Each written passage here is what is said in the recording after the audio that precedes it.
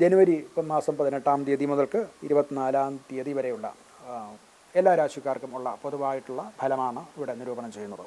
അടുത്തത് കർക്കിടകക്കൂറാണ്. പുണർദത്തിൻ്റെ അവസാനത്തെ പാദം പൂയം, ആയില്യം ഈ നക്ഷത്രക്കാരാണ് കർക്കിടകക്കൂറിൽ വരുന്നത്.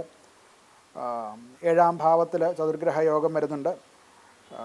പങ്കാളിത്തത്തോടുകൂടി ചെയ്യുന്ന, അത് ജോലിയാണെങ്കിലും മറ്റ് പാർട്ട്ണർഷിപ്പ് മുതലായിട്ടുള്ള ബിസിനസ്സുകളിലും മറ്റും ഉള്ളവർക്ക് ശക്തമായിട്ടുള്ള ചില ബൈൻഡിങ് ആയിട്ടുള്ള ചില ബന്ധങ്ങൾ, പുതിയ ക്ലയൻറ്റേൽ വരിക, അതുപോലെ തന്നെ കരാറുകൾ ഉണ്ടാവുക, അതുപോലെ തന്നെ ദാമ്പത്യ ബന്ധത്തിൽ ഭാര്യയുമായിട്ട് ചേർന്നുള്ള തീരുമാനങ്ങൾക്കും വളരെ ശക്തമായിട്ടുള്ള തീരുമാനങ്ങൾ എടുക്കും. അത് അനുകൂലമായിട്ട് വരുന്നതാണ്.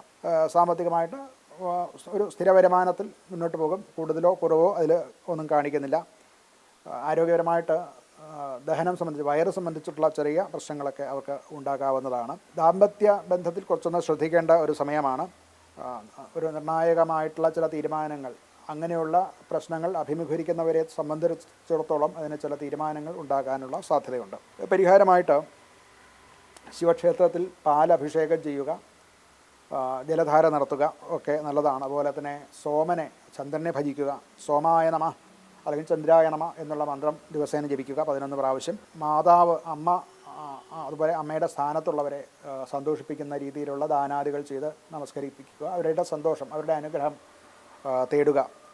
അതുപോലെ തന്നെ ഭക്ഷണത്തിൽ കുറച്ച് ഉപ്പ് കുറയ്ക്കുന്നതും ശ്രദ്ധിക്കുന്നതും നന്നായിരിക്കും. നമ്മുടെ ഭാരതീയ ചിന്താക്രമത്തിൽ ആത്മസാക്ഷാത്കാരം കിട്ടുന്നത് ഈശ്വര ഭജനത്തിൽ കൂടെയാണ്. ഈശ്വരനെ ഭജിക്കുന്നതിൽ കൂടെയാണ് ആത്മാവിനെ അറിയുന്നത്, അവനവനെ അറിയുന്നത്. അവസാനം ഞാൻ തന്നെയാണ് ഈശ്വരൻ, ആ ഈശ്വര തത്വം മുഴുവനും എന്നിലടങ്ങിയിട്ടുണ്ട്. അതിൻ്റെ പരിപൂർണാവസ്ഥ ജഗത്തിലും എന്നിലും ഒരുപോലെ ദർശിക്കാൻ സാധിക്കുക എന്നതാണ് മോക്ഷമായിട്ട് ഋഷിമാർ പറഞ്ഞിട്ടുള്ളത്.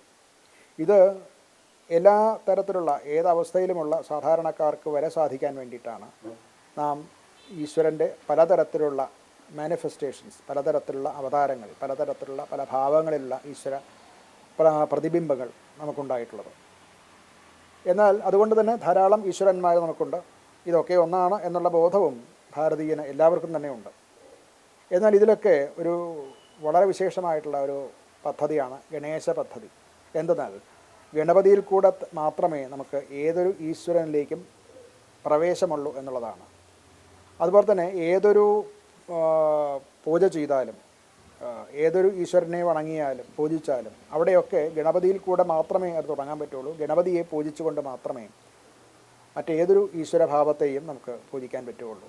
അത് ഏതൊരു ക്ഷേത്രത്തിലാണെങ്കിലും, അത് മഹാവിഷ്ണു ക്ഷേത്രത്തിലാകട്ടെ, ശിവക്ഷേത്രത്തിലാകട്ടെ, ഭദ്രകാളി ക്ഷേത്രത്തിലാവട്ടെ, അവിടെയൊക്കെ പൂജ തുടങ്ങുന്നത് ഗണപതി വന്ദനത്തോടു കൂടിയാണ്. അഥവാ ഗണപതിയെ പൂജിച്ച് ഗണപതിയെ നിവേദ്യം കൊടുത്ത് പ്രസാദിപ്പിച്ച് അതിന് ശേഷം മാത്രമാണ് ഈ പ്രധാന ദേവങ്ങളിലേക്ക് പോകുന്നത്. അതുപോലെ തന്നെയാണ് അനുഗ്രഹ കലകളും. ആ ദേവൻ്റെ അനുഗ്രഹ കലകളും ഗണപതിയിൽ കൂടെയാണ് നമുക്ക് കിട്ടുക എന്നതും ഒരു താന്ത്രിക സത്യമാണ്. അതുകൊണ്ട് തന്നെ ഏതൊരു കാര്യം തുടങ്ങുമ്പോഴും ഗണേശ ഭജനത്തിൽ കൂടെ മാത്രമാണ് നമുക്ക് സാധിക്കാവുന്നത്.